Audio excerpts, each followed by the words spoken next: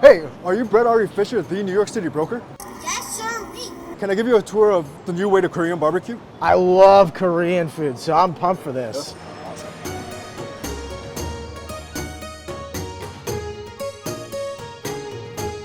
Albert, this place looks amazing. I mean, what are some of the best dishes that they have here at Koba? So some of my favorite dishes are the traditional bibimbap. That is a base of rice with the traditional vegetables. Usually we serve it with beef, but you can choose any protein that you like. What's the most popular type of meat people get? Usually the beef bulgogi Okay. or the galbi short ribs. So you said it's a new way to make Korean barbecue. What do you mean by that exactly? Well, if you go to a traditional Korean barbecue house, you get that, you have to sit down, you order everything, it's cooked in front of you. Yeah. It takes a little bit of time, but here everything's on the go. It's for the everyday New Yorker who wants something really quick and hearty. Right. Yeah, I mean, whenever I'm here, you'd expect it to take like an hour or so, and you guys are ready to go. I see you literally making it in front of my eyes. It's not something that's hidden from the customer.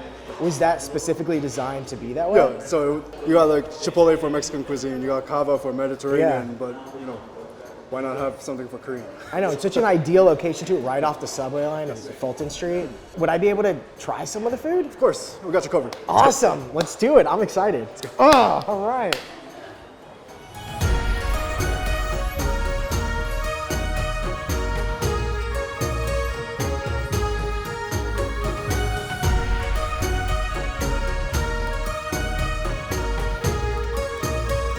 Oh my goodness, this is not enough food. So why don't you tell me what these different dishes are? All right, so starting from the left, we have the sambap set, which is like a healthy lettuce wrap, Okay. light meal. But for me, it's a light meal. Would it be filling enough for me? Yeah, it's filling enough. Okay, good. In that case, they just need this. We'll get rid of the rest. All right. So we have we're serving it with a multigrain rice over here. Okay. Which is a mix of black rice, barley, some sweet rice. Got that with the short ribs over here. And then we have our chicken dumplings. We offer pork or beef as well. We have our kimchi fried rice with chicken. We got a couple of chicken wings. These are actually like old-fashioned Korean roasted wings. Oh, nice. Not the fried chicken that you see in every other shop. Right. Yeah. So we got soy garlic and some spicy wings over here. And then we have the traditional japchae with the sweet potato glass noodles on the bottom. Oh my gosh. The traditional vegetables. And this is the traditional bibimbap with the rice on the bottom. We mix it up with the gochujang. That is, oh wow, this is always like, where do I begin? I'm like at an all-you-can-eat eating competition where if I don't get it done in 20 minutes, then I don't know how you even begin. Like, how do you even eat this? Like, what do you? I mean, where do you start? Well, technically, appetizer-wise would be the dumplings and the japchae. Okay. So that's always kind of like the first thing. Got it. So one, two, and then where do you go maybe from some there? of the wings as well. Then the wings. Okay, and then after that, where do you move on? After that, the main meals would be the bibimbap and the samba. So these are totally different. Yes, they are similar in concept, but we kind of have this as like a side dish, as plates, little light bites. Got it. How exactly did you come up with this concept? When did Koba first open, and what was your first location? I wasn't always in the food industry. Okay. Thank you. So I wasn't always in the food industry, but my parents were always. And where are you from originally? I was born in Los Angeles, raised in Orange County. Cool. Yeah, California. All right, yeah, I know the area kind of well. Yeah. I actually majored as a musician. So this was not my field, but after a while I decided, hey, my parents are getting old, so I need to come in, step in to the family business. What type of music do you play? Flute. You play the flute? Yeah, it's classically trained. How long did you play? For probably like 16, 17 years. I didn't even know you were 16, 17 years old. I mean, you have such a young face. I mean, it's crazy. So do you still play? No, there's a full-time. But can you play? Might be able to. I'll have to. You haven't even tried I tried last year, but it didn't work out that well. So. I'm sure you're better than I am. After a while. Not saying much, but. After a while, I will. So you went from music, and then your family was in the restaurant industry. Yeah. So I decided to jump in, it's about time for them to retire. So I jumped in, and then I was thinking, what is missing in the food industry? Yeah. And I'm seeing all these Chipotles, Kobas, sweet greens. There's all this fast casual dining for pretty much every type of food out there. Right. Except for Korean food. I mean, we have barbecue chicken, BBQ chicken, Sure. and some banchan. But how do I make traditional Korean food into something fast for an everyday New Yorker to eat. Yeah, absolutely. Yeah. I was always like, who's the right person? I kind of talked to people to see, who would be a best match. And then COVID hit. And so while we were running the bakery that my family has, I had a little bit of time on Saturdays. So every Saturday I would make some sort of Korean dish. Yeah. And then I was thinking, why don't I just learn how to make everything? Right, yeah. Open a store. So how long ago was that? What year was that? That was during COVID, so 2020. 2020, okay. And then 2021, I kind of had everything practiced. How did you survive 2020 though? I mean, all these restaurants, especially in Manhattan and New York City, they were shutting down. Even in financial district here. Yeah, I mean, it was a ghost town out here, pretty much. Yeah. Where was your first location? So the first location I tried this was inside the bakery. Okay. So there was like a little salad bar area. I told my parents. You can get muffins with a side of wings. Kimchi. Yeah, exactly. Yeah, but I was trying to explain to them the concept. They weren't really into fast casual yet. So I said, look, I'm going to try it here. If it doesn't work, it doesn't work. That's incredible. How many locations do you have right now? Right now, 3 locations. And where are they? So the first one's on 55 and 3rd. The next one's on Park and 31st. Okay. And then this one.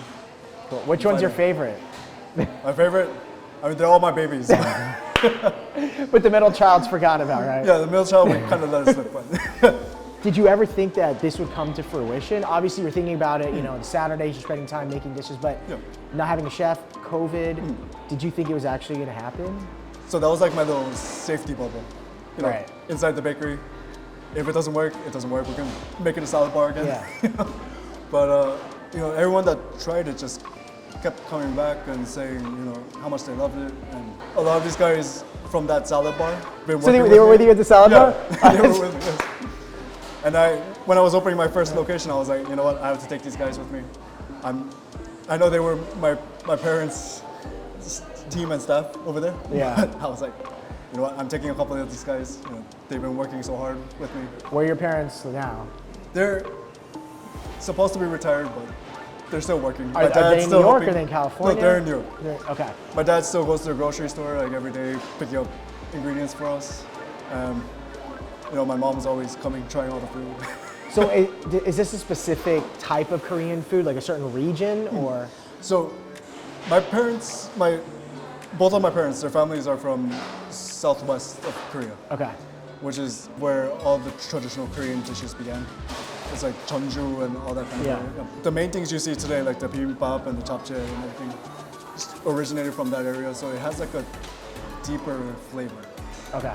Than people are used to. So some people, it might not hit all palates, but we try to stick to tradition. We try to stick to all Korean ingredients, Chinese spinach, fern break that we find in the mountainsides and the bellflower. Outside of COVID, what's been your biggest challenge in terms of having a Korean barbecue, fast food, new type of flavor? What people have been introduced to, it has become fusion. And so it's like a different taste Right, palette. right.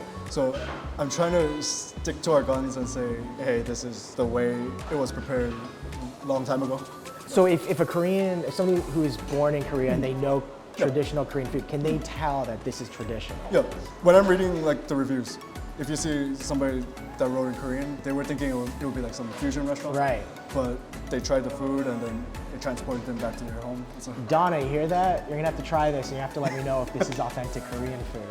I'm always talking to the customers, trying to get their feedback, trying to introduce them on how to, correctly have a bibimbap, correctly have a sambal. Yeah. If you serve it to them like this and they don't know about it, then a lot of times they will just eat the top part and then leave the bottom. I know, for me, I'm just like, this looks good, I'm just gonna eat. Again, I can't tell that these two are different just because, I know you said this is an appetizer, most part, this is a main dish. For me, I'm just like, they both look good. One of my passions for Koba as well is to introduce like tradition, introduce the Korean culture, have all these paintings and all this It's so music, beautiful. You walk in and you really feel that sense. So what is your favorite dish here at Koba? And you can't say all of them are good because I can't stand that answer. So one of my special dishes is a sambal set. Okay. Now is this entire? This entire set. Okay, okay. So I'm always counting my macros, like calories. I can see, look what good shape he is. But we're going to the gym after this. And Albert said the only way that we could do this video is if we have a gym. So any Korean restaurant I go to, I always go for the sambal set. And I can tell if the service is good by watching what kind of lettuce and vegetables they bring. Do you ever go to different places and just compare it to your own Korean food? Of course, all the time. And you're like, hey, listen guys, you're not as good. I could teach you a thing or two. No. I mean, I have so much to learn from everybody. Talking to other restaurant owners, talking to other chefs, seeing what I can improve upon. Have you taken any suggestions from customers when like, hey, have you tried this dish? Have you ever done that? Yeah, any feedback that I get, I take it to heart. And so I in that case, Of course, we have to add on more dishes. You know, right now it's a very limited menu, but this is limited. It's like the basics. It's like I had no idea. I don't know what. The concept is to get this in as many locations as many cities as possible. So I need to still have some sort of simplicity. Is there a place that you're looking to expand next? First 2 years, I'm thinking of within New York. Yeah. And then I'll move down to Philly, Washington, and keep it next to each so other. You could go to an Eagles game and then get Koba right after. Yeah. I like that. And eventually, you know, the goal is 400 locations across the U.S. 400, wow. So how long did it take to open each location? Like once you started, this is your first location here, when you're like, all right, you know what, we're gonna do it. What was that process like? I had to make sure everything can be controlled. Yeah. You know, all the sauces stay the same, all the recipes stay the same. No matter what location you go to, it's all about consistency. What I will say is that it has been very consistent since I've started going here. Some places I go and it's amazing, and then they have a new menu, new chef, and it changes everything. And I'm just like I like you guys, but the food isn't good anymore. No. You know, here I know exactly what to expect. If I, you know, certain type of hunger, I'm like, I'm gonna go here. I know what it's gonna taste like. I know how much food's gonna be. So I think there's a really powerful statement making that because people, they just think that they can change something new when they don't have to. You know, if it ain't broke, don't fix it. I'm not really doing this for like to put profit into my pockets. The end game is to help children with talent, to help people that are looking to find their way, you know, and like build some sort of academy for musicians, for artists, for anybody that needs help. That's amazing. Oh my gosh, there's all these different desserts and drinks. What exactly? I don't speak Korean or read Korean, so. So usually after every meal in Korea, you know, there's got to be some sort of dessert to wash it down. Got it. You know, so we usually give out these like choco heims, choco pie. Choco pie is like a childhood favorite, and like some yogurt drinks to wash it down. And then if you're dining in or you're lucky enough, they'll give you a little like rice punch or pear juice or some grape. What's this guy here? That's pretty much like a Yakult. It's a probiotic yogurt drink. Okay. So helps you digest, helps clean out your gut. Awesome. Does it taste good? It tastes good. Okay. So I'm watching out for your taste buds and your health. Awesome. Oh, I thought it said feel the punch. It says feel the sweet. I'm like, I don't want to feel the punch. That's not a good thing. The rice punch is like the oldest Korean dessert. So this is the most traditional? Yeah. Okay. It's not the best tasting. I wouldn't recommend it for everybody. It is a fermented rice. But if you're Korean and you come in, you're like, oh, I know what this is. Yeah, you know what this is. Okay. Every person in the countryside, they will have a bottle of this. Awesome. This, by the way, I put this in a freezer. I put it like in a separate glass in it. Oh my God, It's good. It makes such a big difference from when it's just like cold versus when it's like frothy and icy. Yeah. So good. The best thing about this is the pulp. Yeah. I love pulp. People who don't like pulp, I don't even I'm talking. This is like, it's so good. Get those little chunks of grapes in there. Seriously. Wait, so this is a popular, is this like this brand very popular in Korea? Yes. Or?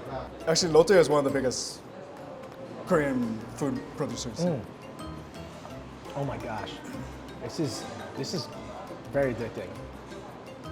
All right, so we have the samgyeopsal right here. Okay. I'm going to quickly show you how to Cool. make one of these. Oh. So you take one of these leaves.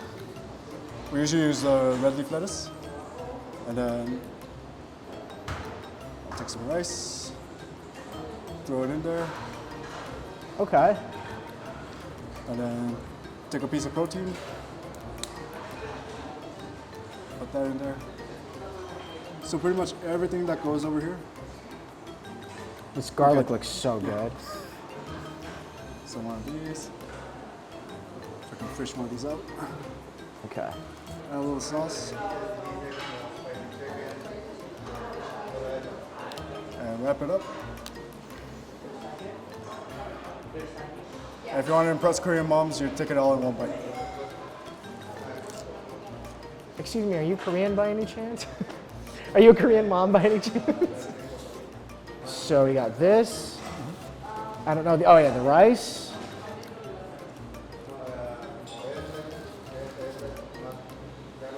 Yeah.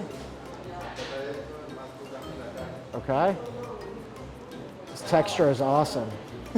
And then this guy, like As much as you want. okay. Oh, here we go. Here's the fun part. I got this.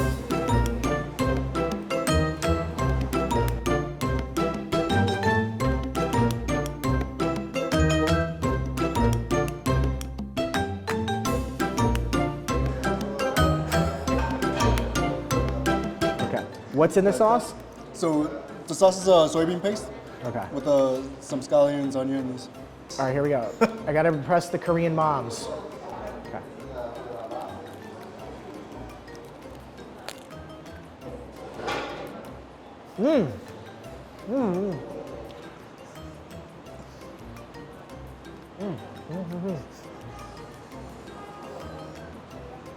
All right, so the bibimbap, which literally means mixed rice, we take the gochujang sauce that you get on the side, as much as you want, the more the spicier.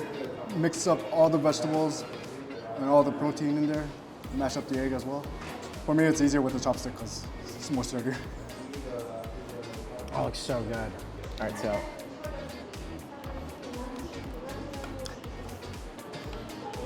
You need a fork there, or you're good? No, I'm good. I do this all the time.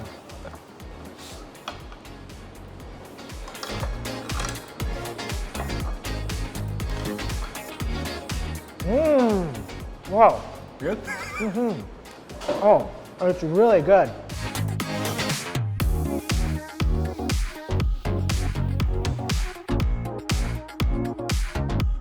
So Albert, tell me about the whole situation when you went to and first you go. What does that mean? Well, what's the what? And when you go to the vision, it doesn't even matter that the order doesn't make sense.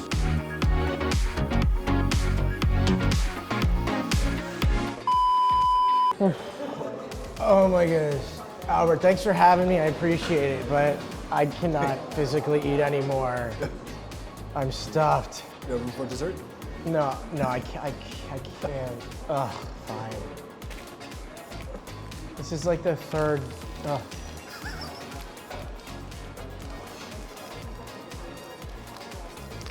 For the choco pie. Ugh. I don't know. Oh wow. Oh my god, that is really good.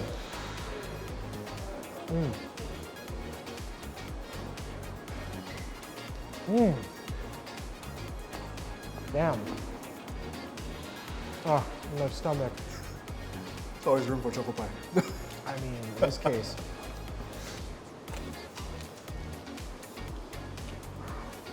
Albert, thank you so much. This is really great. Appreciate your time. Thank you so much for stopping by.